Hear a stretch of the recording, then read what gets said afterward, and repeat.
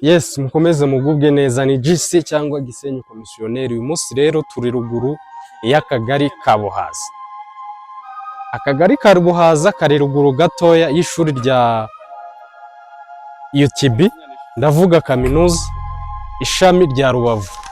Tubazaniye ubu buso buri hafi n'ikaragiro rya byo tukunda kwita ku karagiro rya Byahi. Ikibanza gikora ku mihanda ibiri kandi ni ikibanza gifite ubuso burenga 300. Ni kubaza mu buso 300 burengaho gatoya ushobora gushyiramo inyubako yawe. Hano kwashyira inyubako igeretse biremewe, no kwashyira inyubako isanzwe biremewe.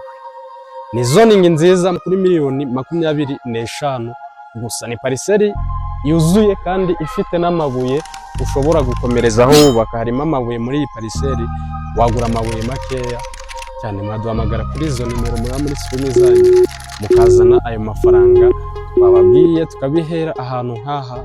Muri GC niho honyine wabona serivisi zitwa less cyangwa ariyo estate services zose, haba hano mu Gisenyi ndetse no mu nkengero.